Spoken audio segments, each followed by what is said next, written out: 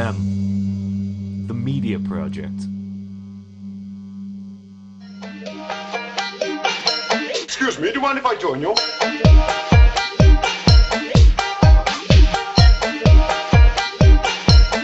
Are you sure you don't mind?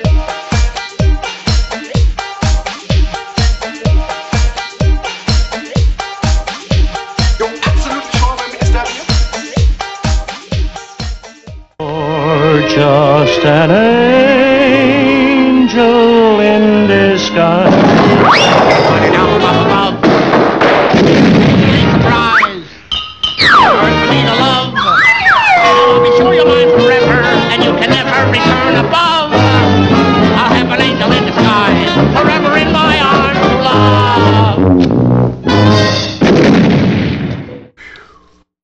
Hello and welcome to the Mental Suppository. I'm Brett Herholtz. I'm Andrew Shanley. I'm Wayne Nevis. I'm Jamie Billings. We got a really great discussion plan today. All right, yeah! Right after a word from our sponsors. Oh, screw you! The Mental Suppository brought to you by Cocoa Gravel Cereal. What? Shut up, consumer monkey. You'll probably buy them. Probably. Watch me use this great disguise to trick Fred out of his Cocoa Gravels. President Biden? Mr. Flintstone, in the name of national security, I'm going to have to take your Cocoa Gravels. Oh, of course, Mr. President. Here you go. I'd lie under oath to get my hands on every chocolatey bite of Cocoa Gravels. In other news, President Biden and his wife enjoy a much-needed vacation in Acapulco. Wait a minute. If Biden is in Acapulco, then that means... That's right, you dumb bastard. Barney, you're eating my gravel. I got you again, you stupid fat fuck. That's it. I've had it with your bullshit. Oh no, Fred, take it easy. It's not worth... Ow! Ow! Ow! It's just a bowl of cereal! Ow! It's not worth killing me over! Ow! Yes, Ow! it is. Ow! Buy Ow! your own damn cereal. Ow! I can't feel my spine! Ow! Cocoa Ow! and Fruity Gravel, Ow! part of your Ow! balanced breakfast. Ow! Ow! Ow! I think I have internal bleeding! I'm gonna make Betty a widow. And then I'm gonna make it with Betty. You sick bastard! Ow! Oh, you just broke my yabba dabbas. All right. Okay, I want to start off the episode by quizzing Wayne and Andrew. I'm going to give you the name of 4 popular songs, and I want to see if either of you recognize them. The names are A Cup of Coffee, A Sandwich, and You, The 5 O'Clock Whistle, Blues in the Night, and Powerhouse. Are these songs you've heard of? No. Their names? No. Okay. No. I can say that I probably have heard their songs. Probably. If we're going with what I think we're going with, but Right. no, I've never knew the actual names of the songs that were being played. All right, so now I'm going to play you the songs that the names go with. So this is A Cup of Coffee, A Sandwich, and You. Yes, there's even lyrics for this song. Yep, that's right. I can get down with this. I like Metallica's This version was more. used. Yeah. This used This a lot. next one is The 5 O'Clock Whistle.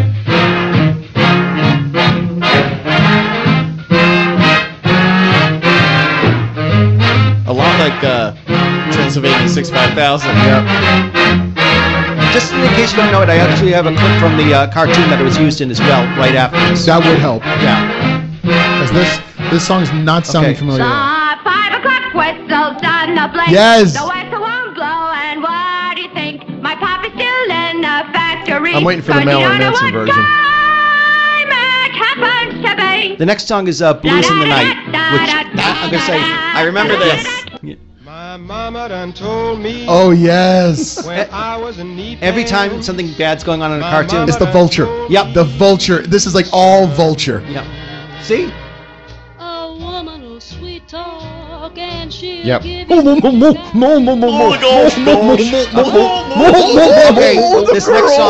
This next song is Powerhouse, which I'm sure you've heard 1,000 times.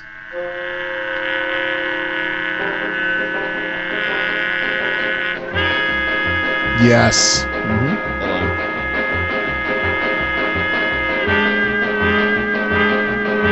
Locomotive. Okay. Used a Wait, lot wait, during black here we and go. white. Okay. Or early Tom and Jerry. See right there? That's used to show like something that's chaotic. Yep. The The next track is also Powerhouse, so right after this one. But the next one you're actually gonna notice even more. Yes. Yes, I love this song. Yes, this is to signify something being built. Yep, it's always the assembly line things. I'm amazed they didn't use this song for the A-Team. I know. But the cartoon I remember this one the most is one with Porky and Daffy running a business where they're sending babies out by store. Yes, and they have the black storks. and white? No, I think it was in color, but it's all on. They were all on a conveyor belt. But see, these were all at the time very That's popular. exactly how babies are made, ladies and gentlemen. Yes. But you see, at the time, these were popular songs, and Carl Starlin was able to incorporate them in the cartoons. And these are probably songs most of us remember only because of these cartoons. Oh yeah, It's actually, I think, what they're called stock Yes. music. To carry a point because of my passion, Night of the Living Dead, the entire soundtrack to Night of the Living Dead is all stock music. They didn't do. Yeah. They saved so much money because they had all this material in the company that George Romero worked for. See, and that's what he would do. Carl Starlin would go into the archives. He'd go into the archives. He'd compose it, and I think what he did was, I don't know if you could really call it soundtracks or sound. Or like sound, what? Probably like longer sound bites. But there's another word for it, like almost like a prompt, a sound prompt, or a music prompt. Yeah, stingers. Yes. Okay. There we go. And I think that was one of the things that made Carl Starlin's music, made it so detrimental to the Looney Tune cartoons. I mean, everybody talks about Mel Blanc. They talk about the directors, and obviously rightfully so. But I don't think Carl Starlin gets enough credit for what he. His contribution to considering he found the necessary music for what the cartoons were conveying at the time. Just what I was going to say. Like listening to those little bits right there, just by hearing a certain thing, it brings so many images to your mind. Yes. Just by hearing that song, all of us just go, "Oh, something's being made." That's an industrial or sound. Wayne, saying about like the vultures, it's like, "Oh no. The moment my mama done told me, yes, bring home something for dinner." It's like, that's like the epitome of that song is the vulture. You just hear just a couple of notes, and it brings back so many images into your brain. Right. It really does. I mean, and that was, and these songs might have been forgotten if he didn't incorporate them into the cartoons. Right. And I mean, put them in not only countless cartoons, but also in the right spots in cartoons. And you also have to look at the fact that he not only incorporated a lot of jazz, a lot of swing, a lot of early like big band stuff. Yes. But he also introduced classical music. Oh yeah, he brought a lot of comedic jokes with nothing but Mozart and with Wagner, which we will get to. Yes, but it's like know any of that classical music. That's my point. As kids, we would not even pay attention to that crap if it wasn't for the cartoons. Yeah. Oh, absolutely. I mean, it just you don't really think about it until you listen to it and you just realize how much it just sort of enhances his music, enhanced the cartoons, and I don't think a lot of other cartoons really did that the way the Looney Tunes did. Not just the whole cartoon in itself, but the music would also put emphasis on the character. Yes. It was also to like if you were just to close your eyes and watch one of these cartoons, you could still know what's going on by the music. Like if you heard that do do do do. You knew somebody was sneaking up on somebody. Just gonna say that you knew immediately that somebody is sneaking around. And it doesn't even matter what the scenario is, whether it's like a creepy scenario or somebody was getting ready to scare somebody. It's just those notes alone. Someone's getting sneaking. There's one I could think of in particular where it's like it was one where Bugs is facing off against the three little pigs who are like selling them their houses, and they portray the pigs as complete jerks in the cartoon, which I think might have been a swipe at Disney. Who knows? But there's a scene where Bugs is going up and down the stairs, turning off the light with the big bad wolf, and it's like they go up the stairs, they go da da da da da, click da da da da da, click, yes, da da da da da, click. Yeah, the ascending and descending. Yeah, yes. And then there's one point where Bugs goes da da da da, click, and the wolf goes back up, turns off the light, da da da, and then falls down the stairs, and it's just like. Now, what's interesting actually is they've used that exact same scenario in an earlier musical skit that you did, which was the Little Red Riding Hood. Yes. That they did the exact same scene of which, unfortunately, yes, they started to I forget the word is when they start rehashing gags for certain scenes. Yes, one looks different from the other because the Bugs Bunny character is totally different between each cartoon, but it's still a rehashing of the same gag. Still, they had no choice they were being told to pump those things out. Oh yeah. Right, exactly. But but yes, exactly. The ascending, descending, you listen to that and you think to yourself, wow, somebody actually sat in a room and played this out when they were doing it. No, Carl Stalling actually went out and found it. In fact, I think the only thing that's actually truly written is the theme song. Yeah. Because that there's nothing for that. They had to create a theme song, but everything else is all stock, and it's all from this man's imagination of what he's watching on the screen. But he had this great knowledge of music. I mean, from classical, from Latin music, from Tin Pan Alley. I mean, songs like yes. Songs. I'm just thinking of songs like Moon on a Moon. We were sailing on. Oh yes. On a Moonlight Bay. Yeah. Or Babyface, or Ain't She Sweet. Right. It's like whenever there's a character. Babyface. It's like whenever there was a character that like a pretty woman walking by, and suddenly you'd hear Ain't She Sweet playing in the background. Oh yes. And this was all songs that were big during the Tin Pan Alley era. And it wasn't necessarily the entire rendition of the song. It was just the first couple of notes of that song that they played loud, and then the rest of it was quieted down for the conversations. It was like all you needed was that little bit of start off, and the rest of it was being played in your head as the cartoon was going on. And there's one of the scenes with Bugs and the big bad wolf again, where he's dressing himself up as Red Riding Hood, where he's singing The Rabbit in Red. Yes, The rabbit in red, la da da dee dee, the rabbit in red. Another, and it sticks in your head. But again, just a couple of notes. That's all. Brett. He didn't even need to sing any of the lyrics of the song. Hey, Brett. Well, not only that, but did you ever find Bugs Bunny attractive? Can he just up as a girl bunny? No. Yeah, me neither. I mean, like some of the other cartoons that Looney Tunes did, like the Roadrunner and Wile E. Coyote cartoons, was basically all stingers and stuff. And it was all music, absolutely. No conversation. There was no conversation at all. Very little dialogue, if any dialogue. No, if any. The only actually time you hear the coyote speaking only is when he's doing with Bugs Bunny. Exactly. When it's the Roadrunner, it is all music. Very eloquent. Well, he sounds myself. My name is Wile E. Coyote. Yes. Genius. Super genius. Super genius, yes. I'm sorry, Mac. The lady of the house ain't in. And besides, we helped you guys last week. Hi, my name is Mud. And remember, right, kids. Mud spelled backwards is dumb. But it was just, it added so, just like you said, it added emphasis to scenes. It's like if, suddenly if something really bad's going to happen to the character, instead of doing something really loud, sometimes all of a sudden the violins get really soft, the character's eyes get really small. Yeah.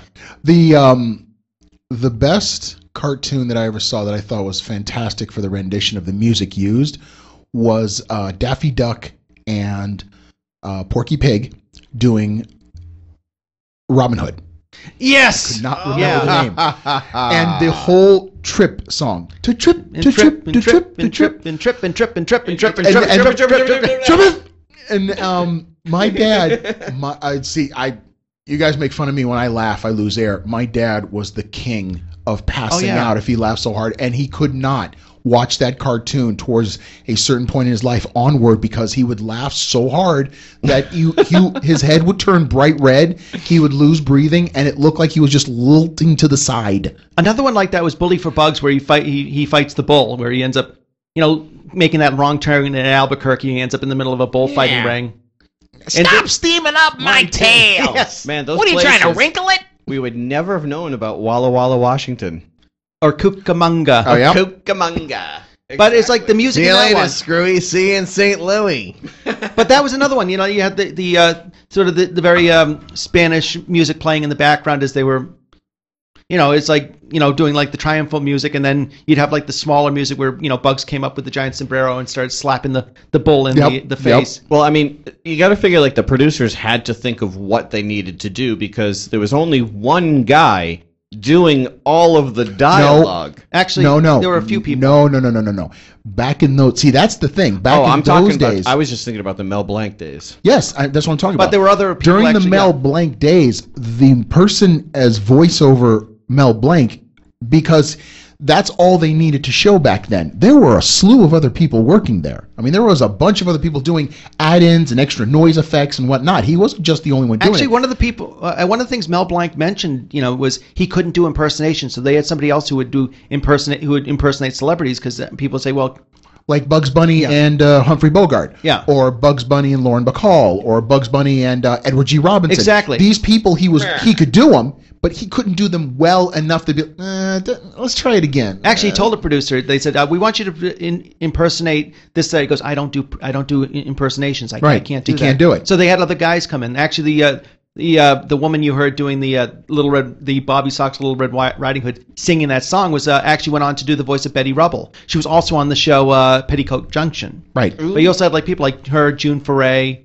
Dawes Butler would step in sometimes. Actually, there was one episode where he did the voices of he did impersonations of Ralph Cramton and Ed Norton for a cartoon where they played kind of these hobos on the train. Yes, hobos on the train. Yep. Oh my God, outstanding cartoon. Hey, Ralphie boy, you know something? I'm hungry. You're hungry? I'm so hungry I feel like my throat was cut.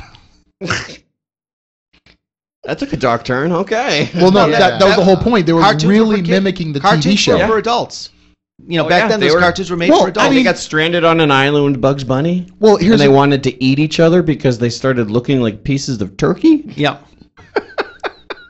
The getting back to the Three Little Pigs, to show that the cartoons were actually made for more of adults than they were for kids. In the background, you can see a picture of their father. That's all sausage links. Oh my God! What? Yes. You never noticed that. If you watch the cartoon again of the Three Little Pigs, take a look in the background. You will see a painting. It's got a bunch of sausage links from a deli, and it just says Papa. Oh my God! Or Father, or something like that. But that's great. But yes, as a kid, why would you think that was funny? Because you've never seen sausage links. You don't know where they came from. But as adults, you would take a look at that and you would laugh your ass off. Yeah. Well, that's the thing about Looney Tunes is that back then they were like the Simpsons back then. Yeah, sure. Yeah. I mean, like Family Guy, all that. Now, our exposure to it was like our parents were like, "Oh, this is something my kid can watch that won't bother me. Here you go, watch that in the afternoon." Well, yeah, in the afternoon they'd show like on the UHF channels they'd show the old Looney Tunes on the Channel 56. Yep, exactly. They'd show that. Yep. And on the and on the weekends, then they'd show the Bugs Bunny and Roadrunner show with some of the later ones from like the late 40s. Oh yeah, and 50s, on ABC, right? ABC, yep. I think it started on CBS and then later moved on to ABC. Now I'll say this much for the Looney Tune cartoons, especially like the 1940s ones, like the World War II versions. Yeah, I mean they did a lot of like risque humor, during that time period, especially for World War II. But like, yeah, especially like that was like when they were like talking. I remember we saw a cartoon. They were talking about people paying their income tax, and they had like Nazi imagery in this. It was well, hold on. Because y'all know I love to play devil's advocate. You also have to look at the time frame that this stuff was made. Yeah. There was a commentary that somebody made about Dan Aykroyd. Said, "Hey, Dan, you ever apologize to Jane Curtin for that skit where you called her a ignorant slut?" And it was he's like, no, because at the time we made the joke, we both laughed at it. Exactly. It was fine. Then we're not doing that today. No, but of course back not. then it was fine. So the Nazi imagery was all propaganda. Exactly. And at the time, it was perfectly. I mean, but we were also at war at the time, and we were going to make fun of the Germans because you need to prop up the kids. Yeah, exactly. The making fun of them, the treat like having Bugs Bunny or Daffy Duck. No, there's a Daffy Duck cartoon where he actually is in the trenches. Yep, and I there's remember a scene that one. where he kicks. I think he kicks Adolf Hitler in the butt. By making the comedic aspect for the kids, it gives them the boost that let's get those guys. We're going to join up when we get old enough. Yeah, get them when they're young. Actually, exactly. A great example of one of Carl Stallin's music that shows up in one of the Bugs Bunny cartoons is one with him fighting the Gremlin, and they have all the music, a lot of the music we talked about, like Powerhouse is in a section of that when the Gremlin's starting up the plane. And there's a lot of music cues in that one where his talents really shine. Where they have to do like the whole grabbing the stick of the plane and turning it so hard to the left and just watching the plane kind of make that like curve around the building. Yes. Like the entire plane just kind of curves like a snake around the building. Well, did you want to talk about any of these other tracks that you had? And the plane just like Yeah, almost actually- crashes into the ground and actually, stops. And they're if like, we have one of the oh, Carl- hey, out of gas. Yeah, that's the problem with these A cards. Another World War II. Another World War II 1940 reference. Yep, exactly. Exactly. But yeah, actually, if we could play one of the tracks that has like some of Carl, actually Hillbilly Hair. Hillbilly Hair. There, you got can hear that? some of the see if it brings up some of the imagery as it watching as a cartoon as a kid. See, now this, you know what this reminds me of? Red Hot Rider. Yes. Because that whole dopey See, immediately I think of the vulture going, I'm bringing home a baby, bumblebee. Yes. My mama be so proud of me. But listen, just how the music sort of changes and sort of the mood also changes too, from scene to scene. And it's quick too. Yeah. It's like section of. I think these cartoons are all like 15 minutes long anyway, so you got to fill up a lot of. But they're all edits. Yeah, they're samples. And it's all like right. And like that sound right there shows that someone's being inquisitive, right? Yeah. Yeah. Every line of music. Let's listen. Let's try to think of what emotion is trying to go on right now. Curiosity. Homicide. Okay. Uh-oh. There's someone bad coming around the corner. Yep. Oh, there's Yet someone this person good. doesn't notice. Here goes, Bugs. They don't notice. So basically, Let's see, it's Michael let's see. Myers and like. Wait, yep. There's Michael Myers again. Okay. Where's Bugs? Yeah. What's up, Doc? Uh-oh. Someone's in trouble about You feel like that's the point he's going to say, "What's up, Doc?" to the Yeah. guys. Somebody should actually take the Halloween movies and replace John Carpenter's soundtrack with this music and see how it is. That's not a bad idea. I would love to see that happen. Oh, here comes Laurie Strode.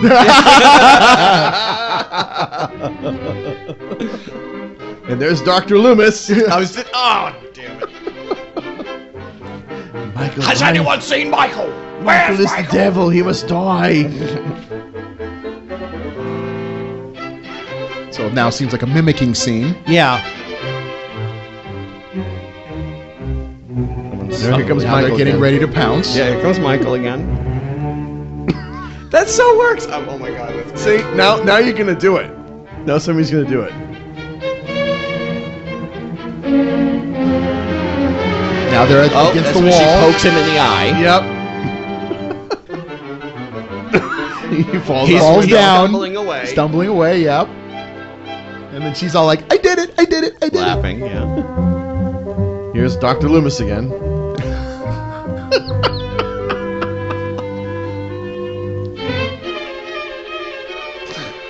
Someone's Trying running to explain Yeah. something. That's the comeback. Michael just came back. Yeah. He sat up. Or they look down where he landed and he's gone. He gets up and starts going after them. Yeah, Now see, the so- chase scene. Because and you see, and we're just able to create like our own little funny thing just by and as we're listening to this, they're all little emotional exactly. emotional beats. Yep. Emotional timing beats. Again, backing up against the wall. Writing the last will and testament. No, that wow wow, that's like Dewey from Scream. Why did he show up? Okay, this next song you may or may not remember, but this was this part. So you have Bugs Bunny dressed as a woman, sort of provocative. Yep. Yep. Sexy. The two yokels and now think that some attractive woman. Yeah. Hey, it's a girl. Flirting. Yep. Wow, I've never seen a girl with a fluffy tail. Oh wait. A tail? I have. It is the 2020s, ladies and gentlemen.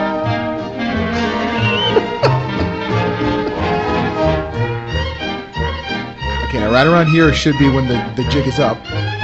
No, not yet, because actually It's got to be there's around a song here. after this that you guys will remember. It's going to be the promenade. I don't know if it's Promenade or the track. Promenade. But here's the thing. how many times have we seen the bullshit of people going about like, oh, you can't use that song. I use that song, this, that, and the other thing. Carl Stalling had been sampling other people's material. Now, here's the one thing. A lot of the material he is sampling is considered public domain. Yep. So that's why there was no break in the ball sack. But let's be honest. Not David Bowie. Yes. No, not David Bowie. Todd Rundgren. Todd Rundgren actually said this. It's like, listen, my music is hitting a larger audience than it was before because of the internet. Yep. Why am I going to buck that? Exactly. I'm not getting paid, but more people are listening to my music. If they're listening to the more popular stuff, maybe they'll want to listen to the non-popular stuff, in which case, boom, my albums are back up again. Well, I mean, like back in the 80s when like I think it's rap the was Hillbilly starting Rabbit. to come around, you know. Hillbilly Rabbit. Yeah. That was like the big thing, but then like you have artists who are now older who are like making money off of the sampling and everything else like that. And Metallica's like, yeah, sure, Kid Rock can go ahead and make an album out of our song. Go ahead, do it. Yeah, before when they were like, how dare you like when Napster showed up. Oh, what's going on? Now they're just like, cool. Yeah, whatever. We got paid. We're good. No. Anyway, we found the track. It's this one you guys will probably remember from the same cartoon. You all care to practice with me for the square dance? Yes. Okay. The two hillbillies, one with the white hat, one with the black hat. Yep, Hatfields and McCoy. Different shades of styles of beards. A black beard and a red beard, I think, or right, orange. but they had a completely different. Like one was like straight and curly at the end, the other was all bushy. Yeah. So as I can juice up the jukebox. Here you is. Oh my God. Thanks, just all to pieces. Again, it's that mix of Mel Blanc, the music, the directors. Let's all square dance. Places all. Here comes Jason. Bow to your corners. Bow to your own. Kruger. Hands up and round you go. Break it up with a All right, enough. dough. Chicken in the bread pan, kicking out dough. Now that's a nightmare. The old lady out, you pretty little thing. Promenade around the ring. Big foot up. And I'm imagining the cartoon, he's barefoot. Yeah, they're both barefoot. Oh, all of okay, them are yeah. barefoot. Yep. Back you going forward again. Because it's the South. Or the Ozarks, whatever. My darling. Alaman left with your old left hand. Follow the through Berkshires. with your right and left grand. Meet your honey with a great big smile. Promenade Indian style. Promenade across the floor, sashay right on out the door.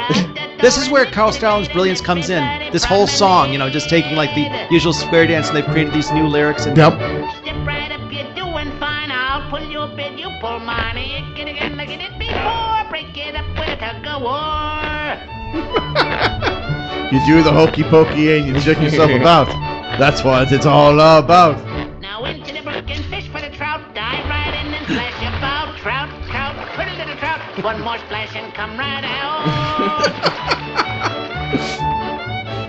Shake like a hound dog, shake again. Wallow around in the old pig pen. Wallow some more, you'll know how. Roll around like an old fat sow. Element left with your left hand. Follow through with the right and left grand. Now leave your partner in the dirty old thing. Follow through with an elbow swing. Grab a fence post, hold it tight. Whomp your partner with all your might. Hit him in the shin, hit him in the head. Hit him again, the critter ain't dead. Walk him high, stick your finger in his eye. Put a little ring to the sound. Bang your heads against the ground.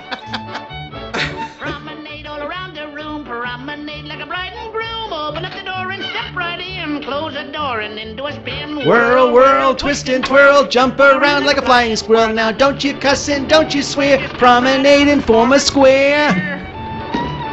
That was always my favorite line. Now right hand over left hand under both I think it was just for the flying squirrel line. Over the hill and over the dale. Duck your head and lift your tail. Don't you stray and don't you roam. Turn around and promenade home. Corn in the crib and wheat in the sack. Turn your partner, promenade back. As I'm we waiting- walks him off the ledge. Yes. Because it now just keeps playing. I'm just waiting for Korn to cover this. And now you're home. Bow to your partner. Bow to the gent across the hall. And that is all. But we remember this. It's because of the music like that and songs Yeah, like that. if you They took stick out in your head. if you took out all the dialogue that was going on there, you still would have probably remembered that scene. That's exactly it, yeah. Just from the square dance music. What about another one? What do you think? Do you have another one? We got a couple here. How about this one? I think we should try taking a listen to this one. How do? Welcome to my shop. Oh, Let me cut your mop. this is what Let I'm me talking see the about. crop. This is a form of classical music that nobody would ever even considered until he put this kind of lyrics to it. Don't look so perplexed. Why must you be vexed? Can't you see you're next? Yes, You're next. Yes, so next. How about a nice close shave? Teach your whiskers to behave. Lots of lather, lots of soap. Please hold still, don't be a dope. Now we're ready for the scraping. There's no use to try. The lyrics are great, too. That's it. The lyrics They're are perfect. fantastic with the music. The ending. You're nice and clean. Although your face looks like it might have gone through a machine. Just that little emphasis. That and the opera. What's opera? What's doc? opera doc? I was just going to add, you can see the influence of this stuff in Warner Brothers' The Animaniacs. Oh yeah. When they did that later when they did that in the 90s. That was actually when I'm thinking Warner of the Brothers whole. cartoons started What is it? picking up again. Is it the capital or the state song? Yes. One of the characters. Oh, the stuff that Yakko and Wacko. Yeah, Wacko. Yakko. What was the tall one? It was Yakko. Yeah. Yeah. Wait, what was it?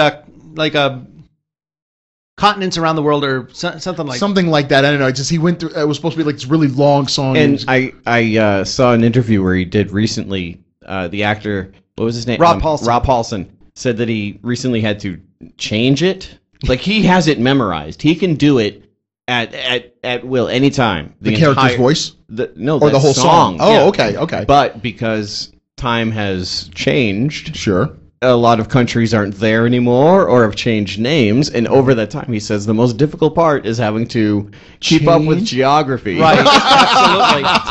to have to always update that song. Wow. But as you were mentioning, this song right here, take a listen. Yes. This whole entire episode is all Wagner. Exactly. And it is, I think, one of my favorite ones. I think it's one of the best. Oh yeah, my dad and I loved this cartoon. Go to wow. But this being a kid's cartoon, but being an operatic theme. Return, won't you return my love? For my love is yours.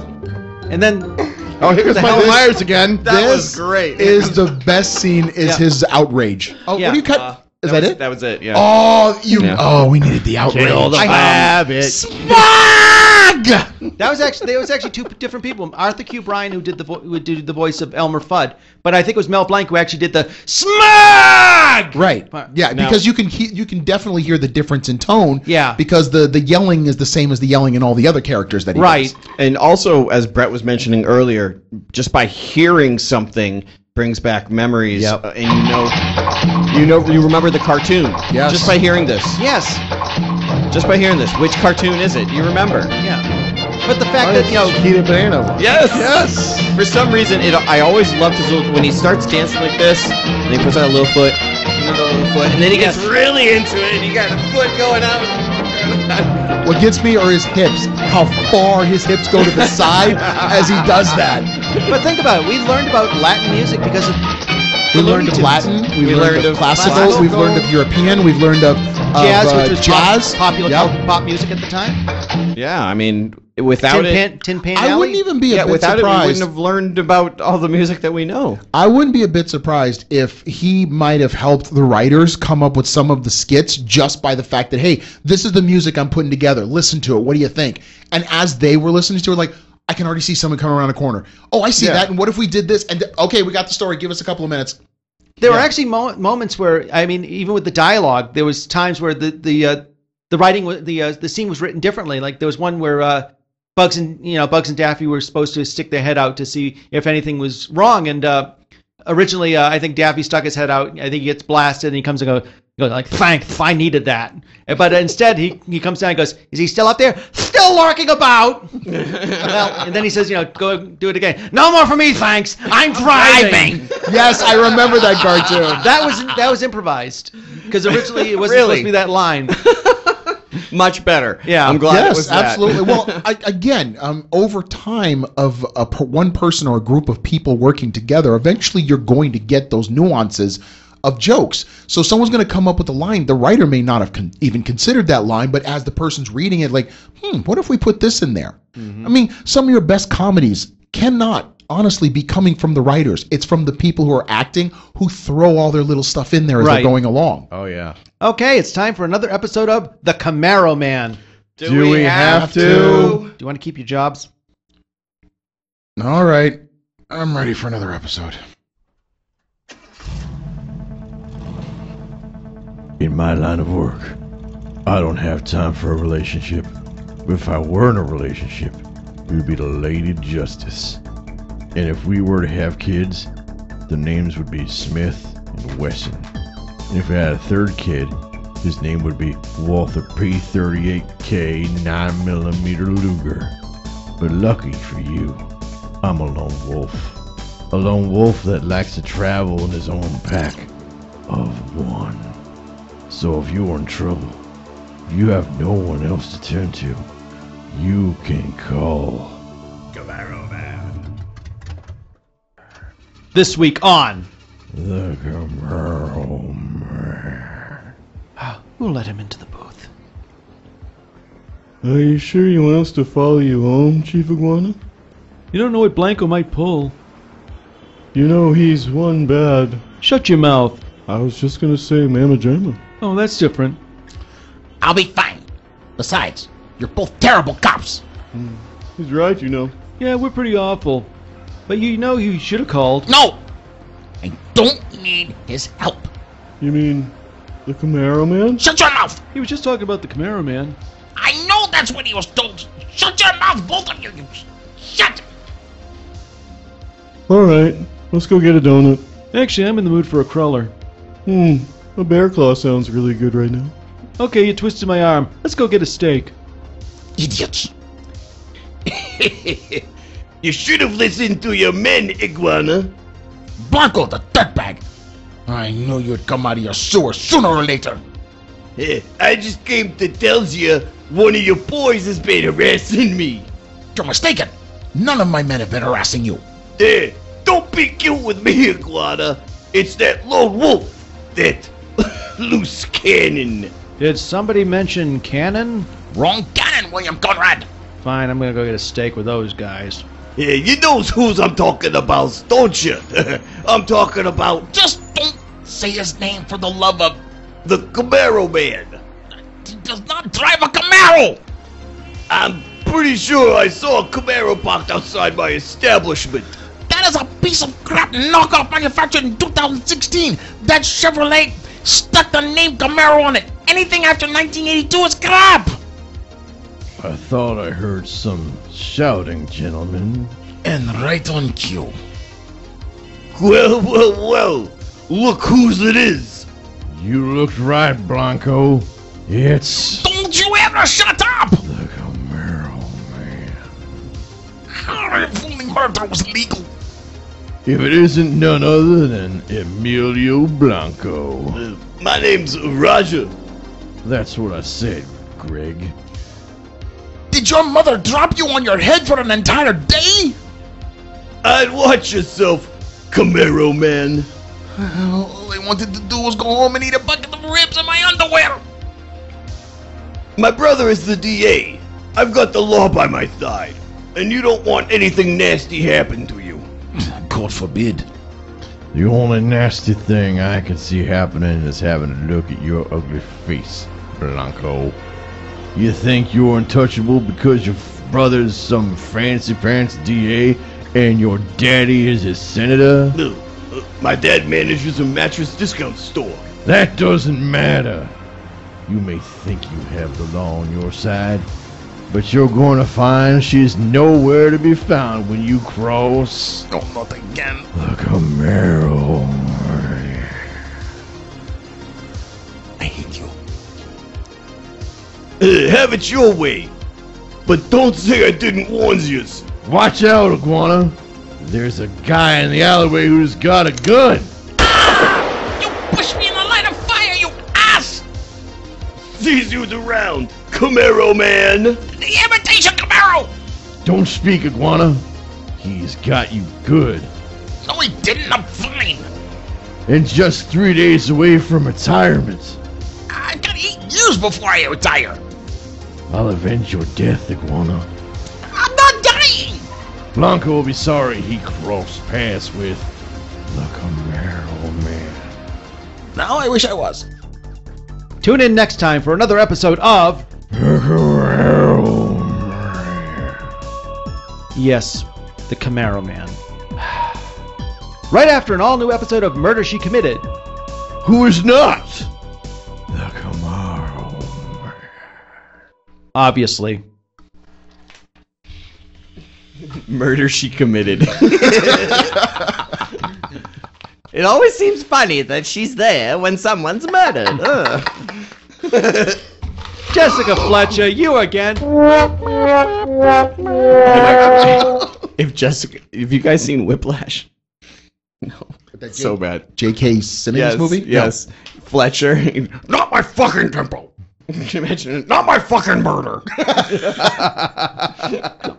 I can imagine the sheriff, William Wyndon, was one of the sheriff. It was him and Tom Bosley. They kept switching between the Tom two. Bosley. But I can totally That's see right, William Wyndon Tom just Bosley. walking into a room and seeing Jessica Fletcher. Oh, what the fuck? Why are you here again? Don't get mad, get glad, son of a bitch.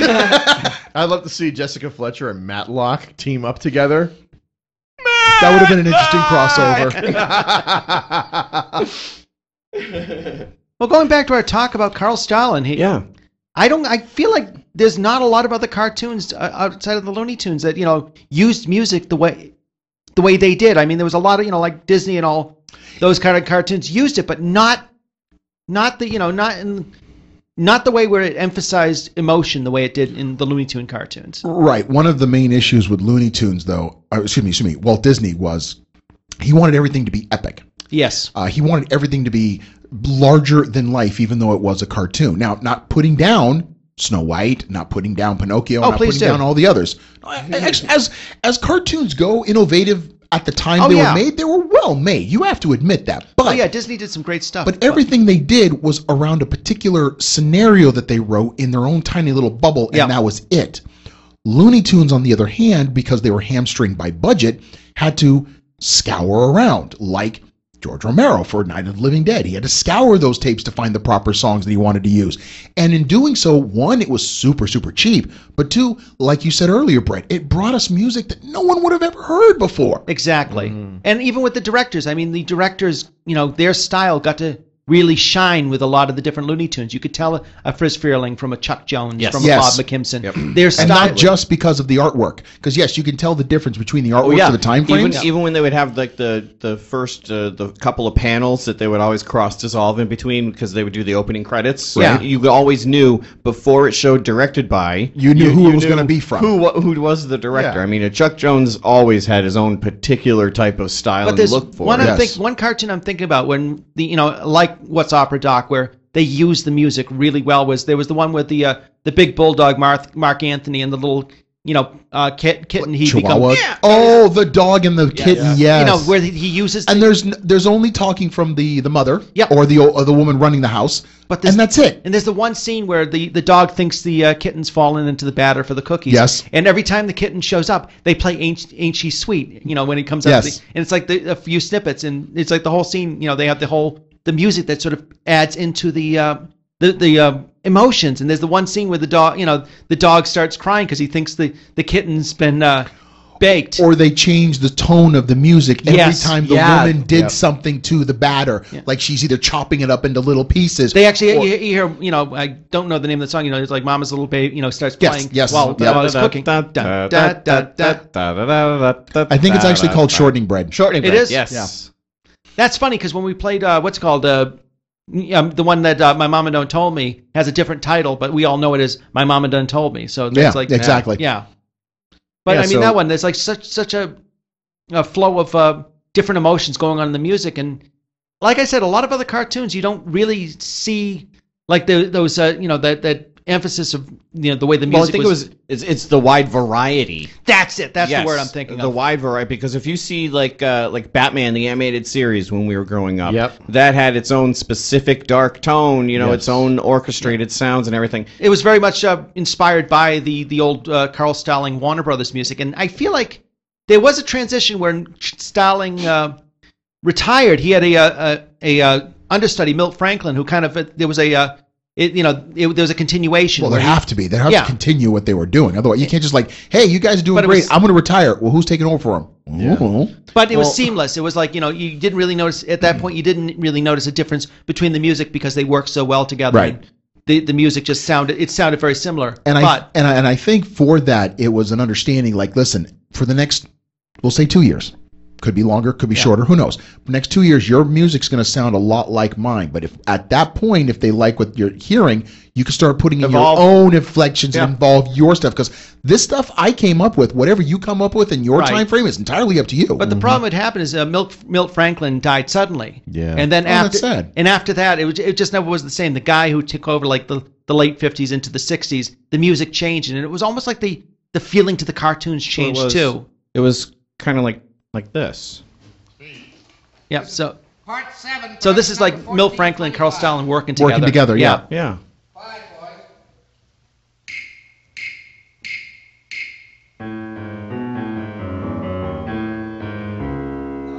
Again, using Yep.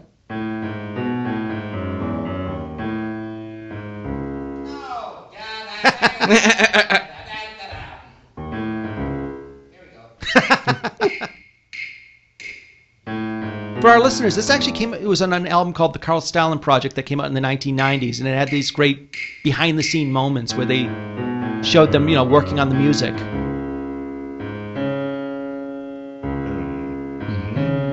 The whole Bugs Bunny doing the piano concert. Yep. Which actually got them in trouble because I guess Tom and Jerry had done a similar cartoon. Similar. Yeah. So when they mess up, at any point does Carl Stalling just be like, "Fuck it, we'll do it live"? There probably was. I would even say like you could see the inspiration in more modern animations, like for example, like Monsters Incorporated, where they actually do incorporate some stuff like this. I was actually thinking that. Yeah, a lot of like, because Monsters Inc. The scene where Boo is going through the trash compactor. Oh yeah, that's a good scene. Her door. No, when he thinks that she's in the trash compactor and like very much like she's getting crushed, like and Mark everything. Anthony and Pussyfoot from the cartoon. Yeah, and his reaction. Yeah. Well, not only that, but also when they're going to work, dun dun dun dun dun. Yeah, it always has that industrial powerhouse. Hey guys, sit back. It's just good traveler music. Riding on a bus. Riding on a bus. Actually, probably the closest I think that's gotten to like the the Carl Stalling type of music equivalent. is when the equivalent was when they did Tiny Toon Adventures and Animaniacs, because they had Yes. a great music I'm a arranger on that. pianist. Well, I think that was the thing that Steven Spielberg said when he was starting to redevelop those. Right. Because it was He wanted the basically music to be the same. he wanted to not only make the cartoons have more of the animation that people are used to seeing. This is going to be a cartoon that's going to have the same 1940s aesthetic of animation. It's not going to be the cut and paste kind of thing. I think that's the thing, because I mean, with a lot of the stuff like Hanna-Barbera and the Flintstones, the music is memorable, but because they were like churning these scenes out, you had, I think they recorded like one block of music and they used it from every single cartoon. Right. Well, also, and also with Hanna-Barbera, they were trying to showcase the same, I think, company that came up with the Archies or came up with that was music. Filmation, yeah. Yeah, for the not the Beatles, the Monkees. Yeah. The group of people that just sat in a room and just came up with song after hit song after hit song. Josie and the Pussycats. Right, exactly. Yeah. I mean, think about it. That Hanna-Barbera allowed them to be able to showcase their material for them, but again, all on the cheap. Right. And even when you think of all those other cartoons, there's nothing else that has any type of musical equivalent I think or any type of musical impact. I feel like the only ones that might have come close to what they were doing with Carl Stalin was MGM with like the Droopy and the Tom and Jerry cartoons, because they had, if you listen to a lot of those, they had a lot of like very jazz influenced sounding ones, and the one I remember was one from a cartoon called Mouse from Manhattan, or The Mouse in Manhattan. Mouse in Manhattan. Yep, and this one. Break our eardrums, why don't you? This is the one I remember as a kid. And Tom and Jerry, like Wile E. Coyote and the Roadrunner, it was all musical expressive. Yeah. There's no talking, so you had to figure out what the story was through the music. Yeah, like when Tom Jerry was screaming. Tom was basically screaming after he got like hit by something. Yeah, but that's it. That's all it was added. That theme right there. That's the Thomas theme. But if you listen to this music, this is the one I remember. This is the music I remember as a kid, because I think I like music like Rhapsody in Blues, and this reminded me of that. Yep. We had a very odd show. It was very jazz influenced, but with a lot of classical undertones. See if you remember this. Yes. Like I can imagine him like skating on a polished surface right now. That's the one. That's the one. Yep. Because then the other one that has it is when they freeze the basement. Yes. And that has a lot of great musical numbers as well. A lot of piano, a lot of tinkling sounds. Yes. Yeah. But I said very, jazz influenced. Yes. Yes. Yeah, there it is. Yep. That's where jazz kicks in. Like I said, it reminds me a lot of Rhapsody in Blues. It had a lot of the. That's how you do it with Tom and Jerry. So yeah, like the music is very, very expressive, and it's very, it has its own character. It points out the character, right, in a great way. But it just it was it was one of the other ones I remember, but it just wasn't the same as the Looney Tunes music. It just that was like its own it was its own character from the animated characters and from what the directors and what Mel Blanc was doing. That whole fusion of all of that sort of what made Looney Tunes great. But also another interesting aspect of that was over time how Looney Tunes evolved the characters from being completely different from what they started with to what they've ended up with now. I mean, even to like the point, stylistically. Yes. Stylistically, yeah. Because if you look at it now, anything made past 1940, I'd say 40, 50, around there, is pretty much all reminiscent of what we're using today. Right. But the music didn't. The music slightly evolved a little bit here and there to help with the aspects of the characters change. But other than that, when you, like you were saying earlier, when you heard a particular piece of song, you knew it was a Tom and Jerry. Yeah, exactly. You knew it was a Bugs Bunny. You knew it was Elmer Fudd doing, or the Vulture going down with the My Mama Done Told Me. So it's like certain songs, almost like they became theme songs for these characters. Bumblebee. Right. Or for that matter, you could also look, like I said earlier, Red Hot Rider. Yes. Because that whole dopey type of character persona could be used for anything. And that music was basically designed for the dopey character. Yep. Well, who we putting in there? Doesn't matter. This is dopey music for dopey character. Right. What character is entirely up to what the writers want to put in.